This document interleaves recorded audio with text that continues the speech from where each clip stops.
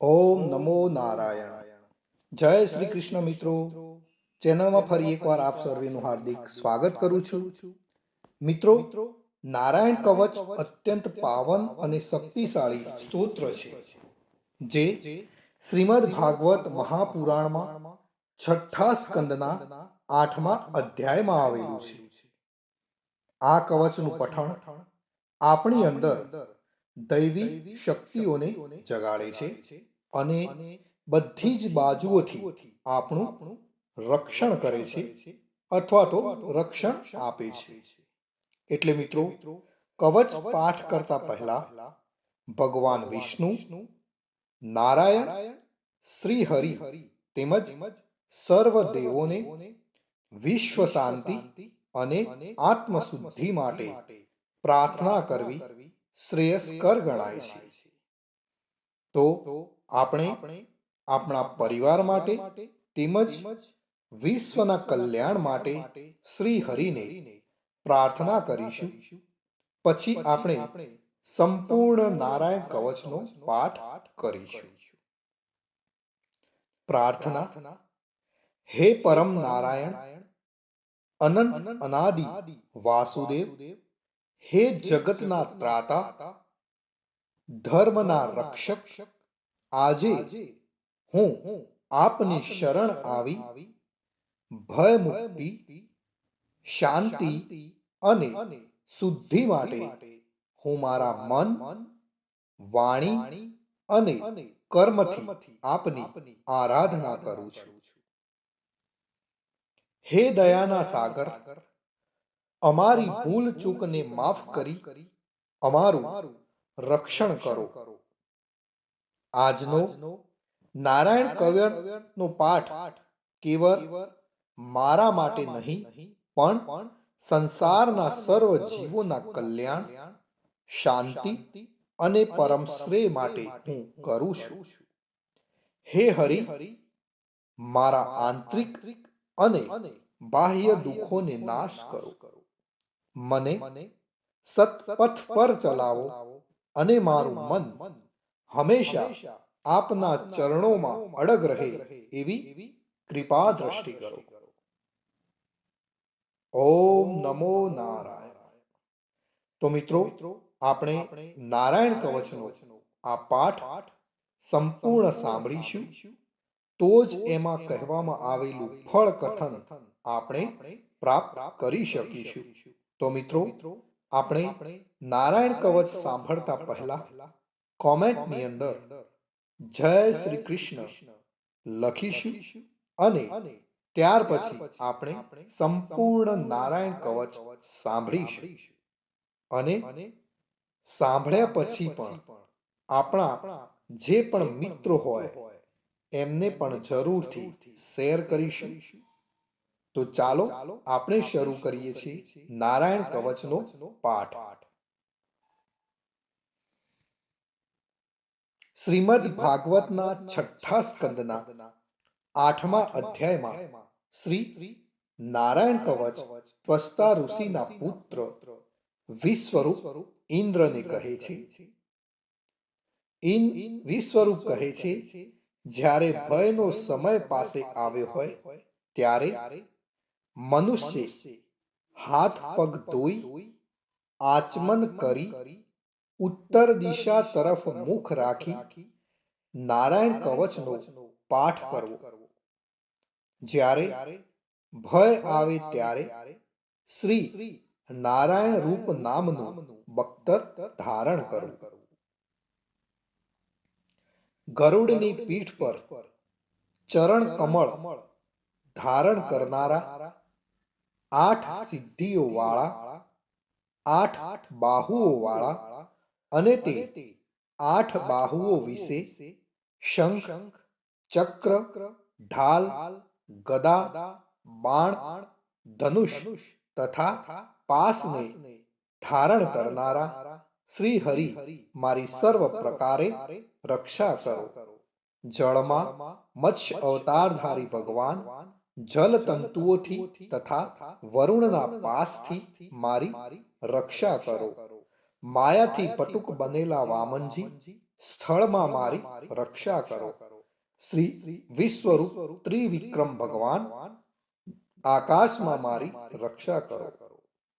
જેના અઠાસ્યથી દિશાઓ ગાજી ઉઠી હતી અને ગર્ભિણીઓના ગર્ભ પડી ગયા હતા તેવા નૃસિંહ ભગવાન દુર્ગ, વન અને યુદ્ધ ભૂમિમાં મારી રક્ષા કરો. પોતાની દાઢથી પાતાળમાંથી પૃથ્વીનો ઉદ્ધાર કરનાર ભગવાન યજ્ઞ મૂર્તિ વરાહ માર્ગમાં મારી રક્ષા કરો. પરશુરામ ભગવાન પર્વતોના શિખરોમાં મારી રક્ષા કરો. અને ભરતના મોટા ભાઈ રામ ભગવાન તથા લક્ષ્મણ પ્રવાસમાં અમારી રક્ષા કરો.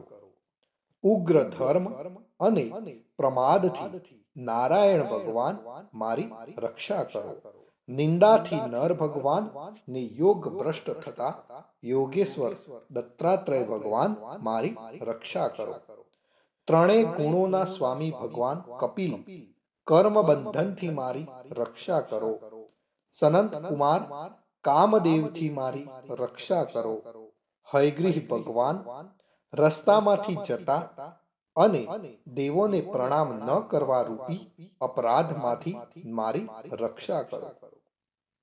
હે દેવર્ષિ શ્રેષ્ઠ મુનિ નારદ ભગવાન, ભગવાનની પૂજામાં જે કોઈ વિઘ્ન નડે તેનાથી મારી રક્ષા કરો. અને કૂર્મ અવતાર શ્રી હરિ સર્વ પ્રકારના નરકમાંથી મારી રક્ષા કરો. અયોગ્ય ખોરાકથી ભગવાન ધન્વંતરી મારી રક્ષા કરો. જીતેન્દ્રિય ભગવાન ઋષભદેવ કામ ક્રોધ આદિના ભયમાંથી મારી રક્ષા કરો. યજ્ઞ અવતારી ભગવાન લોક અપવાદથી મારી રક્ષા કરો. બલભદ્ર ભગવાન મનુષ્ય તરફથી થનારા ઉપદ્રવોમાંથી મારી રક્ષા કરો.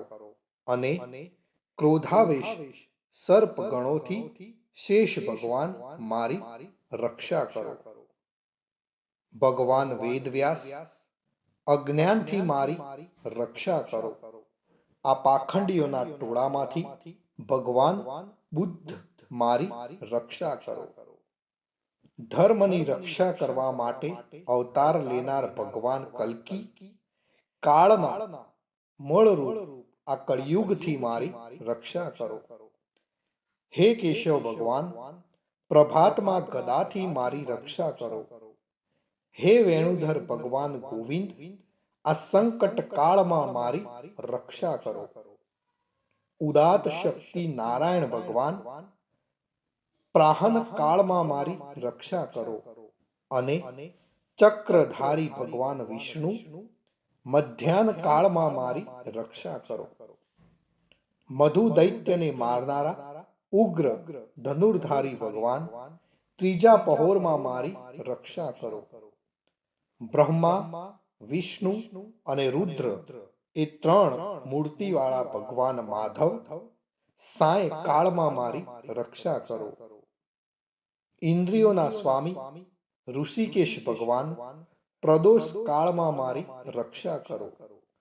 પદ્મનાભ ભગવાન કેવળ એક અર્ધ રાતથી પહેલાના કાળમાં અને અર્ધ રાતે મારી રક્ષા કરો. શ્રી વત્સસિંહધારી ભગવાન એવા ઈશ શ્રી વિષ્ણુ ભગવાન પાછલી રાતે મારી રક્ષા કરો. તલવારધારી ભગવાન જનાર્દન મળ સકામાં મારી રક્ષા કરો.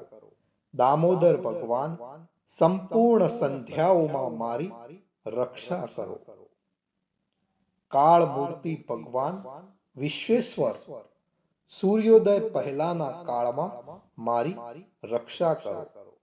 હે પ્રલય સમયના અગ્નિ જેવી તીક્ષ્ણ ધારવાળા ચક્ર જેમ વાયુવાળા અગ્નિથી સૂકું ઘાસ બળીને ભસ્મ થાય તેમ અમારી શત્રુ સેનાને ભસ્મ કરો. હે વ્રજના જેવા તીક્ષ્ણ સ્પર્શવાળા તણખાઓથી ભરેલી ગદા તમે ભગવાનને પ્રિય છો. તમે કુષ્માંડ, યક્ષ, રાક્ષસ, ભૂત તથા ગ્રહોનો ભૂકો કરી નાખો તથા મારા શત્રુઓના ચૂરે ચૂરા કરી નાખો. હે પંચજન્ય શંખરાજ, શ્રી કૃષ્ણ ભગવાન તમને ફૂંકીને ભયંકર શબ્દ કરે છે અને તેનાથી શત્રુઓના હૃદય કંપે છે. હે પંચજન્ય શંખરાજ, તમે રાક્ષસો, પ્રમથો, પ્રેતગણ, માતૃકાગણ, પિશાચ, બ્રહ્મ રાક્ષસ તથા બીજા ઘોર દ્રષ્ટિવાળાઓને નસાડી મૂકો. હે તીક્ષ્ણ ધારવાળી તલવાર, તમે ભગવાનના હસ્ત દ્વારા પ્રેરાઈને મારા શત્રુઓના સૈન્યને કાપી નાખો. હે સેંકડો ચંદ્ર જેવા મંડળ સમાન ઢાલ, તમે શત્રુઓની આંખને ઢાંકી દો તથા પાપી નજરવાળાઓની પાપ દ્રષ્ટિને હરી લો. અમને ગ્રહોથી, કેતુઓથી, સર્પોથી, દાઢવાળા પ્રાણીઓથી, મનુષ્યોથી તથા પાપોથી જે ભય થાય છે તે સૌ તથા જેઓ અમારા સુખમાં વિઘ્ન કરનાર છે તે સર્વે ભયો ભગવાનના નામરૂપ અસ્ત્રના કીર્તનથી જ તુરત જ નાશ પામો.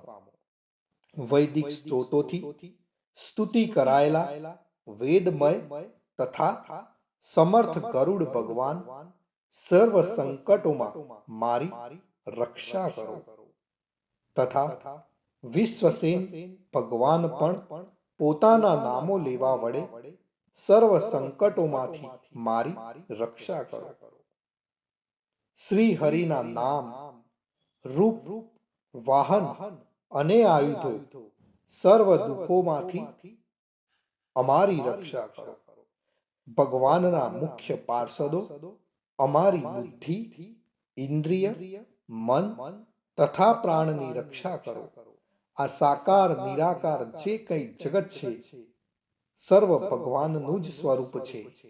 આ સત્યથી મારા સર્વ ઉપદ્રવો નાશ પામો. અભેદ દ્રષ્ટિવાળા મનુષ્યોને ભગવાન પોતે ભેદ રહિત જોવામાં આવે છે તો પણ તે પોતાની માયાથી આભૂષણો, આયુધો તથા ચિહ્ન નામની શક્તિઓને ધારણ કરે છે. તે સત્ય પ્રમાણ વડે જ સર્વજ્ઞ તથા સર્વવ્યાપક ભગવાન શ્રી હરિ સર્વ પ્રકારના રૂપો વડે સર્વદા અમારી રક્ષા કરો.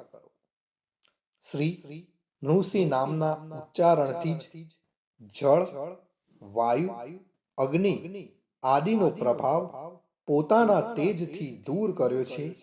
એવા લોકના ભયને દૂર કરનાર ભગવાન નૃસિંહ સર્વત્ર ચારો તરફ મારી રક્ષા કરો. મિત્રો, નારાયણ કવચનું ફળ કથન. વિશ્વરૂપ કહે છે, હે ઇન્દ્ર, આ નારાયણ કવચ તમારી આગળ કહ્યું જે ધારણ કરવાથી તમે શ્રમ વિના અસુરોના અધિપતિઓને જીતશો. આ નારાયણ કવચને ધારણ કરનારો મનુષ્ય નેત્રથી જેના તરફ જુએ અથવા તો પગ વડે જેને જેને અડકે તે તુરત જ બધા જ ભયમાંથી છૂટે છે. આ કવચ ભણનાર પુરુષને કોઈ દિવસ રાજાઓ તરફથી, ચોર તરફથી, ગ્રહો થકી, વ્યાઘ્ર આદિ તરફથી તથા બીજા કોઈ તરફથી કોઈ પણ પ્રકારનો ભય રહેતો નથી. તો મિત્રો, આ હતું આપણું રક્ષા કરનારું નારાયણ કવચ. ભગવાન સર્વનું રક્ષણ કરે એવી જ મારી પ્રાર્થના. અને આપ સર્વેને મારા જય શ્રી કૃષ્ણ અને કોમેન્ટની અંદર જય શ્રી કૃષ્ણ લખવાનું ભૂલશો નહીં. જય શ્રી કૃષ્ણ મિત્રો.